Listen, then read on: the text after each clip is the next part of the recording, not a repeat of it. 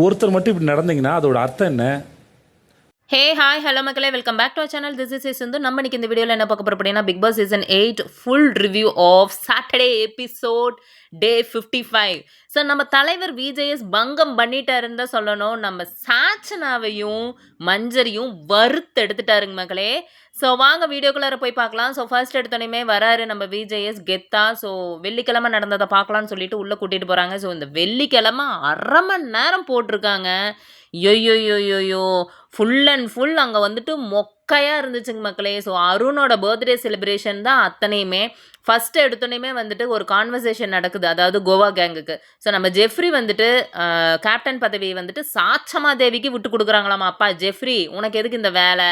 நீ பாட்டுக்கு நல்லா தானே விளையாடிட்டு இருந்த, அதை நீ செய், நீ எதுக்கு விட்டு கொடுக்குற? அப்புறம் விட்டு கொடுக்குறக்கா நீ கேமுக்கு வந்த, என்னப்பா பண்ணிட்டு இருக்கிற? சரி அது விடுங்க, அது அவங்களோட இஷ்டமாமா. அப்புறம் பார்க்குறவங்க நாங்களாம் யாரு? அதை கொஞ்சம் யோசிச்சு பாருப்பா. ஸோ அது முடிஞ்சுதா? அதுக்கப்புறம் மறுபடியும் பார்த்தீங்க அப்படின்னா, இந்த முத்துக்குமாருக்கும் அருணுக்கும் ஒரு பிரச்சனை வந்துட்டே இருந்தது இல்லைங்களா? ஸோ அதை வந்துட்டு நம்ம தீபக் முன்னிலையில் சால்வ் பண்ணுறாராமா. ஓகேங்களா? அது வந்துட்டு ஒரு கிளிப்ஸ் காமிச்சாங்க. ஸோ நம்மளோட ஜெஃப்ரிட்ட போயிட்டு சௌந்தர்யா கேட்குறாங்க, ஸோ இது நீ கேம் விளையாடுறதுக்கு வந்திருக்க, நீ எப்படி விட்டு கொடுக்குற அப்படிங்கிற மாதிரி இதெல்லாம் நடந்துட்டு இருக்கு. பர்த்டே செலிப்ரேஷன் தான் ஃபுல்லாக போயிட்டு இருக்குங்க மக்களே. ஒரு வழியாக 1/2 மணி நேரம் அதை வச்சே ஓட்டிட்டாங்க. அது முடிஞ்சது. நம்ம விஜேஎஸ் வராரு, எல்லார்த்திட்டையுமே வணக்கம் அப்படிங்கிற மாதிரி சொல்கிறாரு. மறுபடியும் விஜேஎஸ் வந்துட்டு அருணுக்கு பர்த்டேவான், அதை விஷ் பண்ணுறாரு ஃபர்ஸ்ட் எடுத்தோன்னே. அப்புறம் நம்மளோட அருண்கிட்ட போயிட்டு ஸ்டோர் ரூமில் இருக்கிற சாக்லேட்டை போய் எடுத்துகிட்டு வர சொல்கிறாரு. அது என்ன 5 ஸ்டார் சாக்லேட்டு. அதுலேயும் ஒரு டாஸ்க். அப்பா கிரியேட்டிவிட்டி டீம், உங்களுக்குலாம் வந்துட்டு ஹேட்ஸ் ஆஃப் தம்பா சொல்லணும். என்னப்பா டீம் வச்சுருக்கீங்க? அதாவது ஃப்ரெண்டுனா மச்சின்னு கூப்பிட்டு அந்த சாக்லேட் எடுக்க சொல்லணுமாமா. அதுலேயும் ஒரு டாஸ்க் அருணுக்கு. ஸோ அதையும் வந்துட்டு பண்ணாங்கப்பா. ஸோ அதுக்கப்புறம் ஹவுஸ்மேட்ஸ்கிட்ட நம்ம விஜேஎஸ் கேட்குறாங்க. ஒரு வழியாக இந்த பர்த்டே செலிப்ரேஷன் அதெல்லாம் முடிஞ்சுதா? ஹவுஸ்மேட் தான் விஜேஎஸ் கேட்குறாரு. ஸோ இந்த வாரம் வந்துட்டு கோடு வந்துட்டு இல்லாமல் இருக்குது.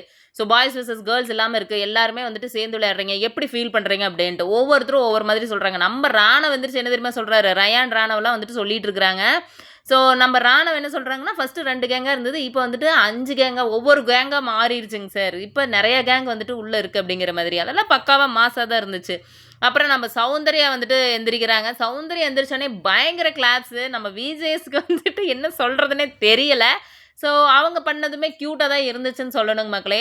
ஸோ நெக்ஸ்ட் வந்து பார்த்தீங்க அப்படின்னா, இது கேட்டு முடிக்கிறாரு. அதுக்கப்புறம் என்ன கேட்குறாரு அப்படின்னா, ஏதாவது கோடு அதாவது இந்த பாய்ஸ் வர்சஸ் கேர்ள்ஸ் அப்படி டீமாக இருந்தப்போ யார் வந்துட்டு ஃப்ரெண்ட்ஷிப்பாக இருந்தாங்க, அதுக்கப்புறம் யார் எனிமியாக மாறிட்டாங்க அப்படிங்கிற மாதிரியெல்லாம் கேட்டாங்க. ஸோ ஒவ்வொருத்தரும் ஒவ்வொரு மாதிரி சொல்கிறாங்க. ஸோ அருண், முத்துக்குமார் இவங்க எனிமியாக தான் இருக்காங்க. ஸோ அதே மாதிரி சாச்சனா, ஜெஃப்ரி எனிமியாக தான் இருக்காங்க. இவங்க வந்துட்டு ஃப்ரெண்ட்ஸ் ஆகிட்டாங்க இப்போது. அந்த மாதிரி சொல்லிகிட்டே இருக்கிறாங்க. அதே மாதிரி சத்யாவுக்கு வந்துட்டு ஒரு பாடமே நடத்தினாருன்னு தான் நான் சொல்லணும். எதுக்கு தேவையில்லாமல் சத்யாவுக்கு ஒரு பாடம் நடத்தணும்? எனக்கு புரியல. டைம் வேஸ்ட் ஆகிட்டு இருக்கு சார். விஜய் சார், உங்களுக்கு நீங்கள் இப்போ தான் ரோஸ் பண்ணுறதுக்கு ஸ்டார்ட் பண்ணியிருக்கீங்க. அப்படி ரோஸ் பண்ணுறதுக்கு ஸ்டார்ட் பண்ணுறப்போ எதுக்கு தேவையில்லாமல் பல பல பல பல பலன்னு இழுத்துட்டே இருக்கணும்?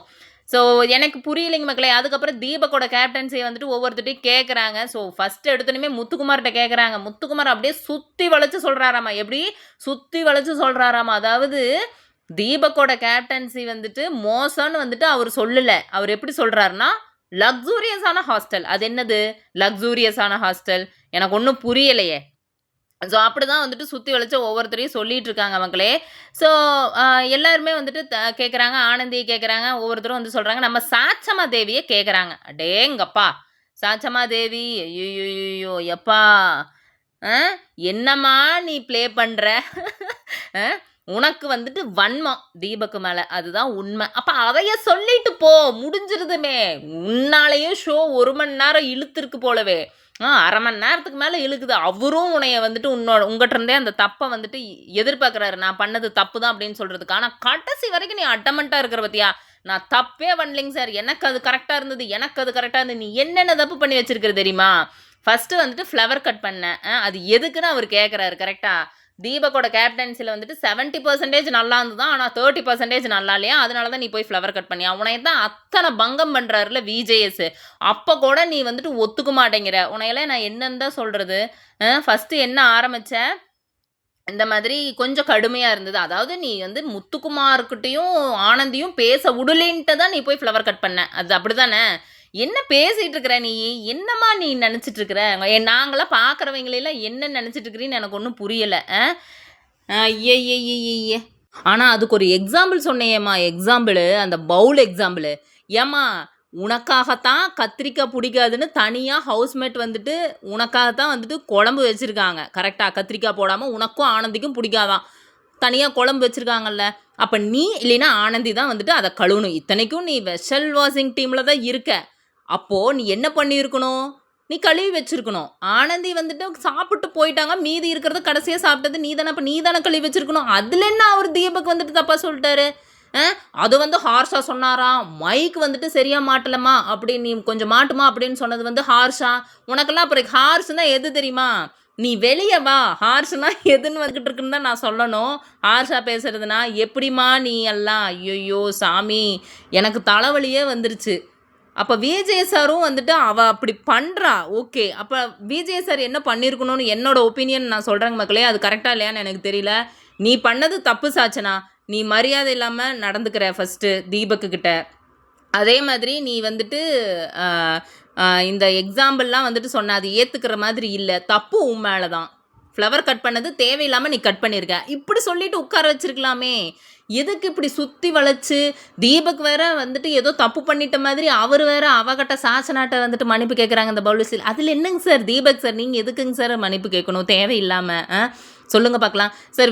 விஜய் சார் சுத்த விடாதீங்க சார். தப்புனா தப்பு, நீ பண்ணது தப்புன்னு டைரெக்டாக ஃபேஸ் டு ஃபேஸ் சொல்லுங்கள் சார். அதுதான் நாங்கள் எதிர்பார்க்குறோமே உங்ககிட்ட.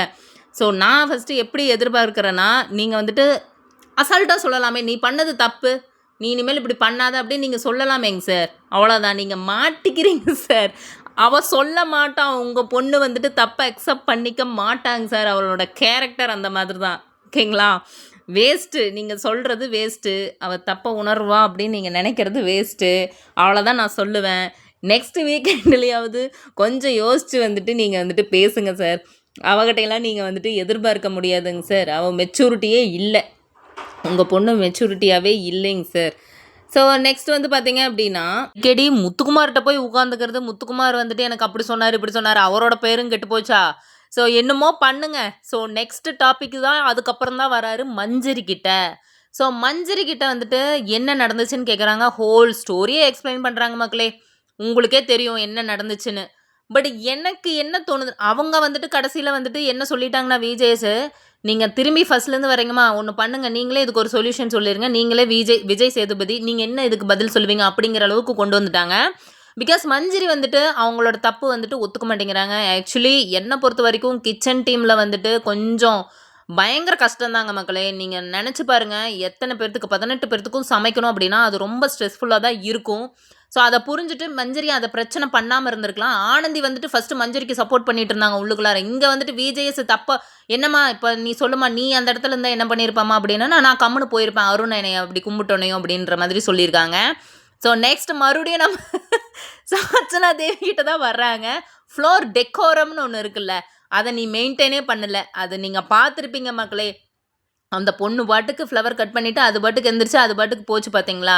அது என்னோட ஆட்டிடியூட். அது ஆனந்தி தான் ஏற்றி விடுது. நீ பண்ணது அவங்களோட ஆட்டிடியூடு. அது வந்து ஏன் மாற்றிக்கணும் அப்படின்ட்டு. என்னை பொறுத்த வரைக்கும் ஒரு ஃப்ளோர் டெக்கோரம் தெரியல, சொல்கிற பேச்சை கேட்குறது கிடையாது, யாருக்கும் மதிப்பு கிடையாது. அதை வந்துட்டு பயங்கரமாக பங்கமாக சொல்லிட்டாரு. நம்ம மஞ்சரியுமே வந்துட்டு கடைசியில் ஒத்துக்கிட்டாங்க, நான் பண்ணது தப்பு தான் அப்படின்ட்டு. பட் இந்த ஹோல் கான்வர்சேஷனே ஃபுல்லாக வந்துட்டு மஞ்சரி அண்ட் சாச்சனா இதுதான் வந்துட்டு நடந்தது. ஸோ மஞ்சரியும் ரோஸ் பண்ணாங்க தான். பட் மஞ்சரி விட ஒரு விதத்தில் ஹையான்னு வந்துட்டு சொல்லணும் அப்படின்னா நம்ம சாச்சனாவை தான். ஸோ எனக்கு வந்துட்டு விஜேஎஸ் சார் வந்துட்டு கரெக்டாக ரோஸ் பண்ணிட்டாருன்னு தான் தோணுது. பட் விஜேஎஸ் சார் ரொம்ப இழுக்க வேண்டாம். எப்படி ஷார்ட் ஃபார்மில் வந்துட்டு கண்டஸ்டன்ஸுக்கு புரிய வைக்கணுமோ அந்த மாதிரி புரிய வைங்கன்னு தான் நான் சொல்லணும். ஸோ அதுக்கப்புறம் தீபக்கோட கேப்டன்சியை புகழ்ந்து தள்ளிட்டாரு. ஸோ தீபக் வந்துட்டு மஞ்சரி விஷயத்தில் நீங்கள் தீபக்காக மாறினதை தவிர்த்து வேறு எந்த இடத்துலையுமே நீங்கள் தப்பாக கேப்டன்சி பண்ணலை, சூப்பராக கேப்டன்சி பண்ணியிருக்கீங்க அப்படிங்கிற மாதிரி சொல்கிறாங்க. ஸோ கடைசியாக நம்ம சாச்சனா தேவிகிட்ட தீபக் கூட வந்துட்டு இது ஒரு ஐ ஓப்பனர் மாதிரி, நீ நாளைக்கு வந்துட்டு கேப்டன்சி வந்துட்டு டாஸ்க் விளையாட போகிற, நீ கேப்டன் ஆகிட்டினா எங்கிட்ட கூட நீ வந்துட்டு ஒரு சஜஷன் கேளு அப்படிங்கிற மாதிரி சொல்கிறாங்க. ஸோ தீபக் வந்துட்டு உண்மையாலுமே ஒரு நல்ல மனுஷன் தாங்க மக்களே. ஸோ மஞ்சரியுமே வந்துட்டு அவங்களோட தப்பை ஒத்துக்கிட்டாங்க. ஸோ அவங்களோட கான்வர்சேஷன் ஃபுல்லாக இருந்தது. ஸோ இடையில வந்துட்டு ஜாக்லின் அதுக்கப்புறம் விஷால் எல்லாருமே வந்துட்டு அருண் எல்லாருமே எக்ஸ்பிளைன் பண்ணிட்டு இருந்தாங்க. ஸோ என்ன நடந்துச்சோ அதை அவங்க தரப்புல இருந்து எக்ஸ்பிளைன் பண்ணிட்டு இருந்தாங்க. அதனால தான் அவ்வளோ லேட் ஆச்சு. அவங்க கூட சீக்கிரமாக புரிஞ்சுட்டாங்க. பட் சாச்சம்மா தேவிக்கு நீங்கள் எக்ஸ்பிளைன் பண்ணுறது வேஸ்ட்டுங்க சார், பார்த்துக்கோங்க. ஸோ இதோட இந்த எபிசோட் முடிஞ்சதுங்க மக்களே. ஸோ உங்களுக்கு எங்களோட வீடியோஸ் பிடிச்சிருந்தது அப்படின்னா லைக் பண்ணுங்கள், ஷேர் பண்ணுங்கள், சப்ஸ்கிரைப் பண்ணுங்கள். மறக்காமல் பெல் ஐக்கானை கிளிக் பண்ணுங்கள். அப்போ தான் நாங்கள் போடுற வீடியோஸ் உங்களுக்கு நோட்டிஃபிகேஷனில் காமிக்கும். பாய் மக்களே.